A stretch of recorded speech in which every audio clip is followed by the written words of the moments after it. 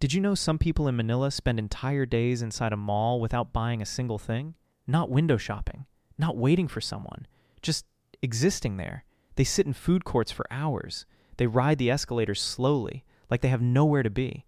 They find a bench near the fountain and just rest. And honestly, who can blame them? Outside, it is 35 degrees.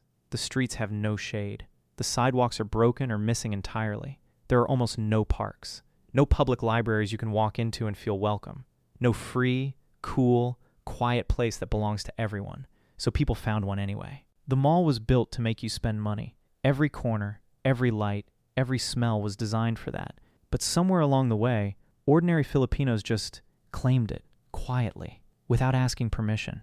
They turned a commercial space into something the city never gave them, a place to simply be. And there is something quietly powerful about that.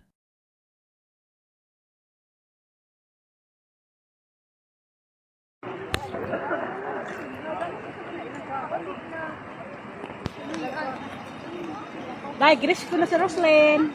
Here at Abuhan. Grabe nga baha, mura nagkuhan.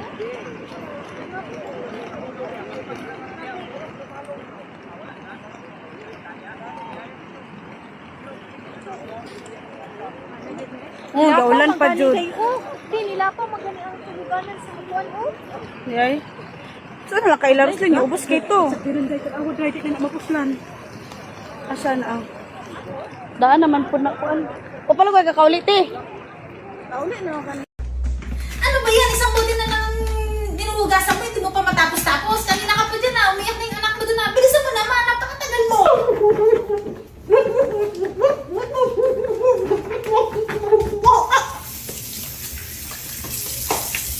These pros got flashed in real life, not by an agent, Not by a crazy fan. but by the stage lights. GE were pushing into showers when the lights on stage started shining directly into the players' faces, blinding them mid-round. So while they were trying to execute, the players and coaches started yelling, The fucking light! Yo, admin, the light! Sino yan? Pakina mo ka! Lumagas ka dyan! Hindi ako natatakot sa'yo!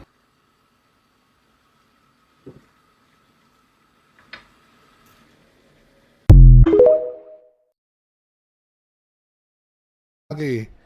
Putang ina mo, asan ka? Asaksakin kitang putang ina. Ay, nandun. Ayun, nakita ko na. Ano, puking ina mo, lapit to. Ang puking ina... Putang ina mo, ha! Ito, putang ina mo, tang. I-report niyang tang, putang ina ka, ha? Putang ina mo, bobo kang mag-set, putang ina ka, ha? Tang inang tank yan, bobo. Ha? 05, putang ina mo! Mag-quit ML ka ng putang ina ka! Ha? Ha? Mag-quit ML ka na putang ina mo, mag-Candy Crush ka na lang. Puking ina mo, hindi ka bagay sa ML, putang ina ka. Ha?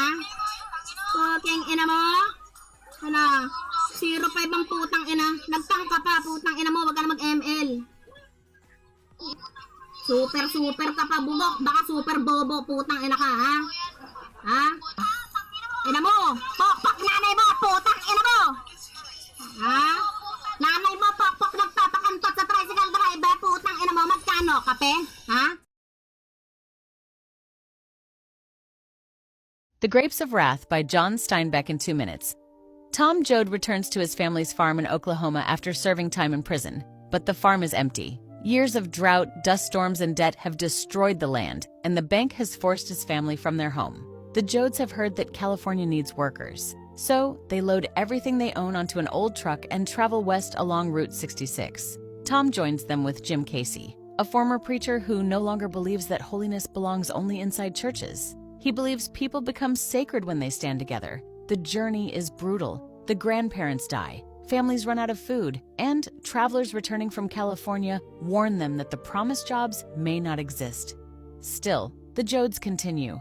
When they reach California, they do not find the paradise described on the handbills. They find thousands of desperate migrant families competing for a few jobs. Landowners deliberately advertise more work than they need so they can lower wages. The migrants are insulted, threatened, and called Okies. Police destroy their camps whenever they begin organizing. At a government-run camp, the Joads briefly experience dignity. The residents manage the camp themselves and families are treated like human beings, but there is not enough work nearby, so they must leave. Later, the family finds employment picking peaches. They are paid enough to eat, but only because they have been hired to break a strike. Outside the farm, Tom secretly meets Casey. Casey has become a labor organizer and explains that workers will remain powerless as long as they are divided. Before they can escape, guards attack them and kill Casey. Tom kills one of the attackers and becomes a fugitive. While hiding, he begins to understand Casey's message. He tells his mother that even if she cannot see him, he will be wherever people fight against hunger and injustice. Tom leaves the family to continue Casey's work. The remaining Jodes find shelter in an abandoned railway car, but heavy rain floods the camp. Rose of Sharon, Tom's pregnant sister, gives birth to a stillborn child. The family takes refuge inside a barn, where they discover a starving man who is too weak to eat. In the novel's final, shocking act of compassion, Rose of Sharon feeds him with the milk meant for her lost baby. The Grapes of Wrath is not only the story of one family's suffering, it is about what happens when human lives are valued only by how cheaply they can work. The Jodes lose their farm, their security, and members of their family, but they slowly discover a larger truth. When survival becomes impossible alone, strangers must begin treating one another like family.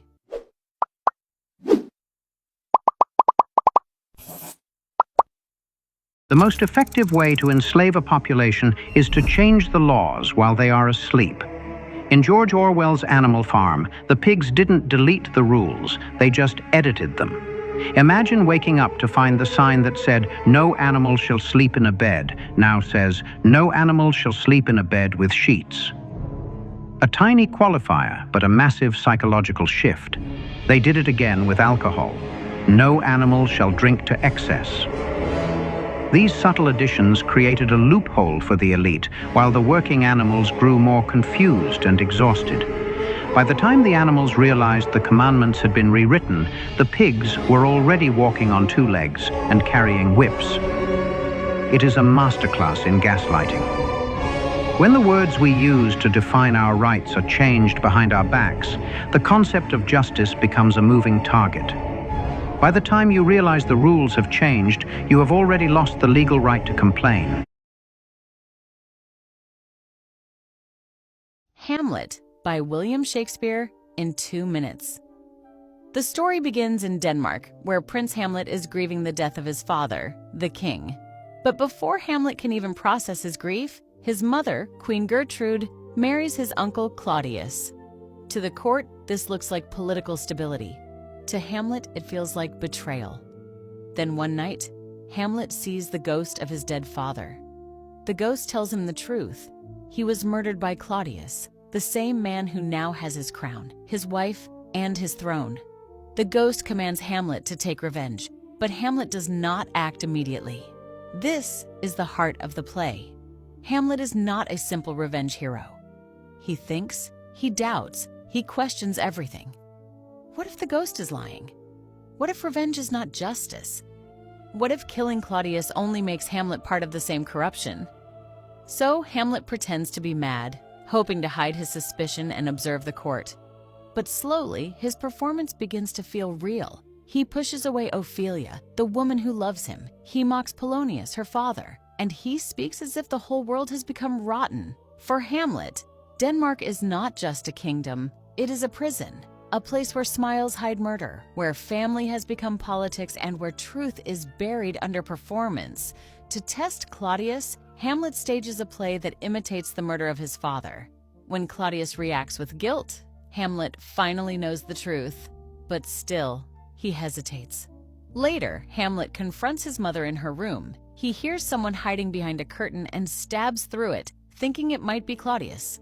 But it is Polonius. This mistake destroys more lives. Ophelia loses her father, is rejected by Hamlet, and slowly breaks under grief. Her madness is not performance. It is the collapse of someone who had no power in a violent world. Eventually, Ophelia drowns. Her brother Laertes returns furious, and Claudius uses his anger to plan Hamlet's death. A duel is arranged with a poisoned sword and a poisoned cup waiting nearby. In the final scene, everything collapses. Gertrude drinks the poison. Laertes is wounded, Hamlet is wounded, Claudius is exposed, and Hamlet finally kills him. But revenge comes too late. By the end, almost everyone is dead. Hamlet is not just about a prince who cannot make a decision. It is about a mind trapped between truth and action. Hamlet sees corruption clearly, but the more he understands, the more isolated he becomes. He wants justice, but justice becomes tangled with death. He wants certainty, but life gives him doubt. And that is why Hamlet still feels modern. His tragedy is not stupidity, it is consciousness. He thinks too deeply, feels too intensely, and acts too late. Shakespeare's warning is brutal. Sometimes the most dangerous prison is not a castle, a country, or even death. It is the mind that cannot stop searching for truth in a world built on lies.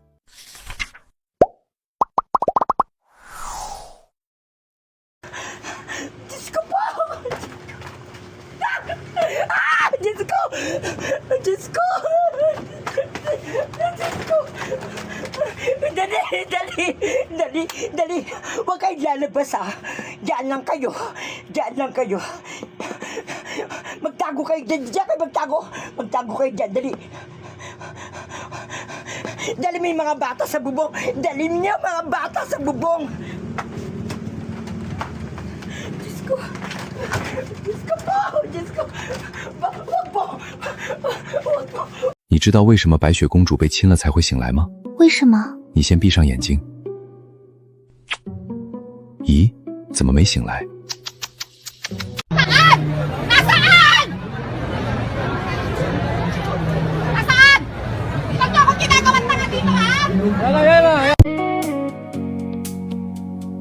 Tatlong pulgada ang sa kanya.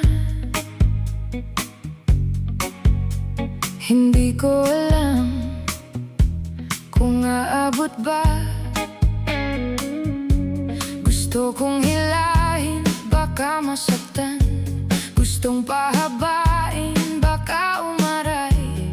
Huwag kang magalit, aking itatry. Sana'y pwedeng hilahin, malalim kasi ang akin. Kailangan nang mawasak to bago ma-expire. Talaba ko, gusto ko nang mabimbang ulit. Ako nagagalaw para sulit. Ang tahong mong manamis na miss, talong ko kanyang namimiss. Lalo na pag may mga tigidig, ramdam mo kasi bawat pintig. Ang itlog ko kulay blue.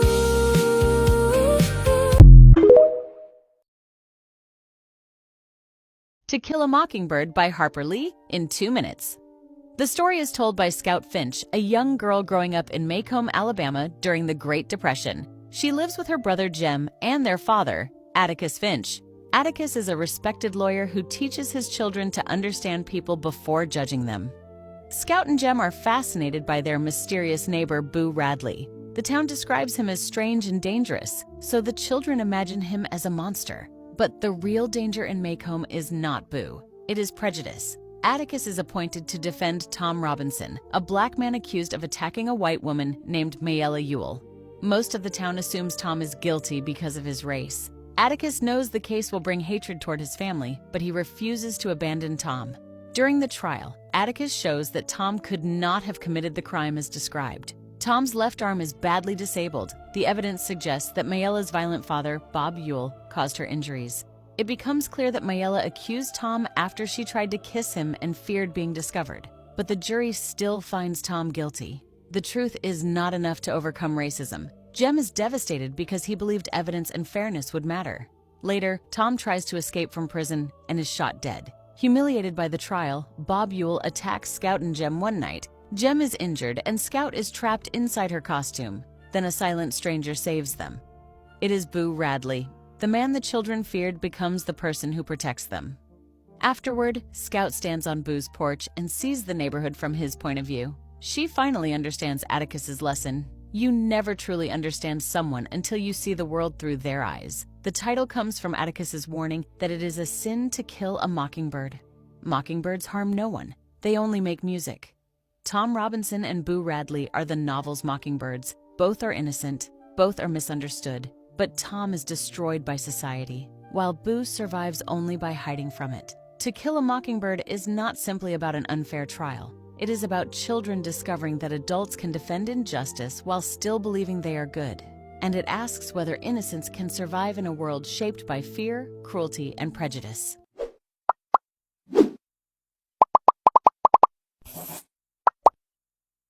Ten things that are worth your money.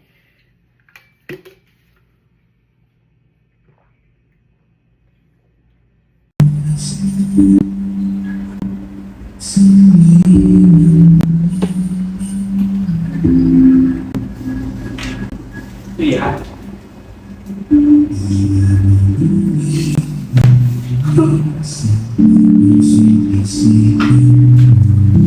Hey, do you know what time you go on lunch? Roughly around 6 p.m. Do you want to make love? No thank you. It's free. Should take it, whatever he's saying. I heard the word free. Yeah, it's free. Go take the offer. Wait, somebody came up to me and said, "You want to come out? You're free." Kung ganyan ka ng ganyan, mas mabuti pang maghiwalay na lang tayo. Bakit? Sobrang isip bata mo. Ako isip bata, yayain pa kita sa dilim. Lo, Gogi, anong gagawin natin sa dilim? Tingnan mo relo ko, umiilaw. Ang inayo ko na talaga. Jolteon is so affectionate.